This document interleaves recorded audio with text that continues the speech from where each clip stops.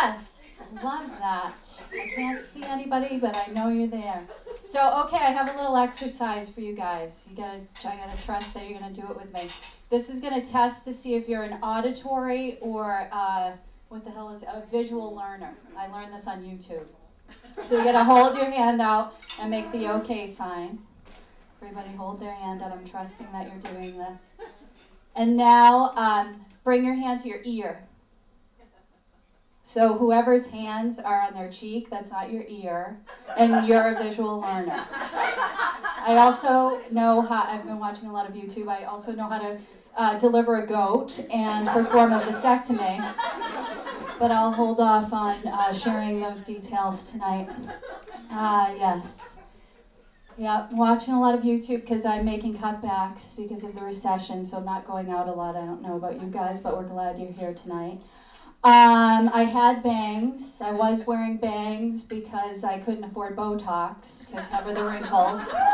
But now I can't afford to get my hair cut, so I'm just eating a lot of salt. I'm not even kidding. I'm not even kidding. That's how pathetic it is. And I'm allergic to cheese. So the other day, I had cheese. I'm like, you know what, I'm just going to have a little cheese. I woke up, my face was like a basketball, but I had no wrinkles. And I documented it all on Facebook. Just check it out. My lips look like Octomom. I loved it. I loved every minute of it.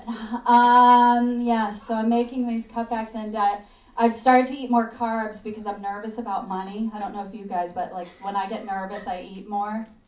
It's terrible. But so I thought, you know what, if I'm going to do carbs, I'm going to go with like cereal.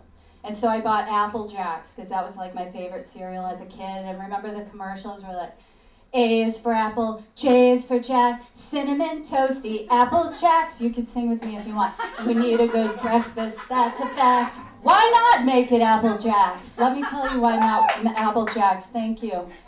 There's a reason why, there's a big reason why we don't make it Apple Jacks at the age of 40. Here's why. Because I don't remember as a child the entire roof of my mouth being stripped raw from these fucking shards of glass cereal. You remember like that? I don't know what's in it. Like cancer? What is in this product? It doesn't taste as good with soy milk. And I don't remember as a kid being in the fetal position crying as I came down from the sugar buzz. So, yeah, that was my end of the Applejack run. Yes, it was fun for the day it lasted. Jesus Christ, I gotta get out more. I gotta get out, people. I gotta get out, but I'm afraid to go on dates.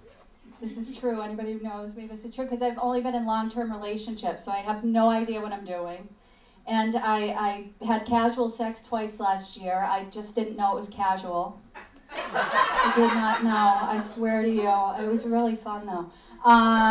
But I will wait to make the wedding plans next time. Oh, my God. But my last boyfriend, he was so hot. Have you ever had a boyfriend this hot? He was so hot that when he undressed, I would clap. I was so excited. He really was that hot. It was fun. But he also told me I looked like Margaret Thatcher while we were having sex. So I had to kick him to the curb. He did try to make up for it. He was like, no, baby, I meant a young Madeleine Albright.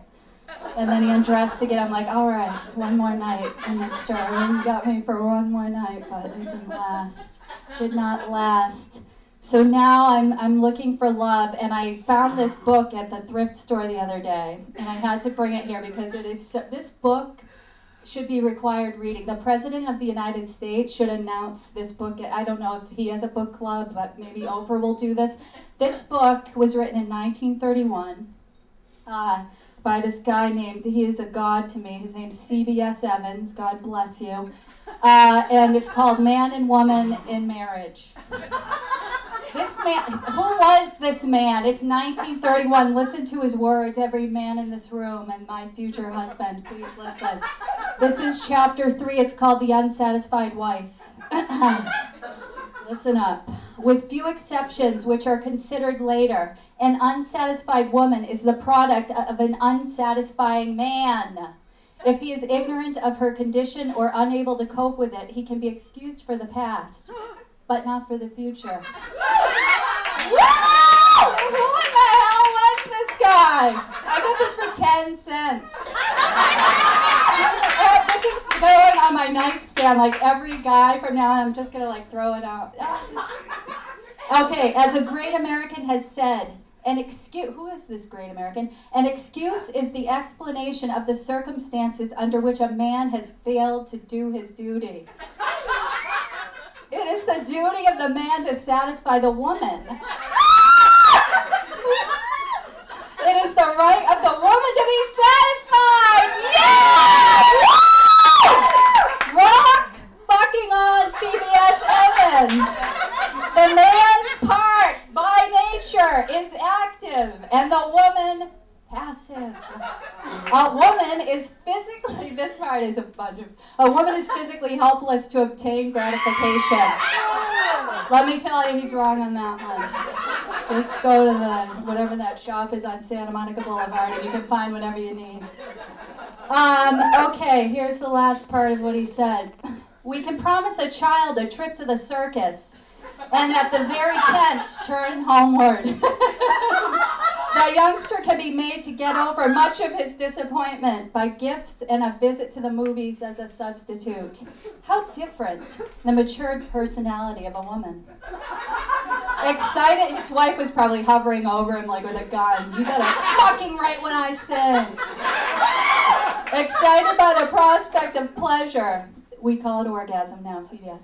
Aroused to heights where earth and its troubles are as nothing. Carried to the very summit where the supreme apex lies but a short way off. She is suddenly left there alone. I've been there. Deserted by the companion who has fled. The guy I clapped for naked. He was one of them. Grasping in the void, terrorized by the helpless loneliness, panic-stricken. The silent woman is left clinging to her precarious hold in a nightmare of sustained expectation. Okay, that's all I have time for this book that I will have in the back. My next boyfriend will be required to read this before we start dating. I know he'll be a good man, and he's going to clap for me when I undress. For now, my name is Tara Igoe, and have a great night. Thank you.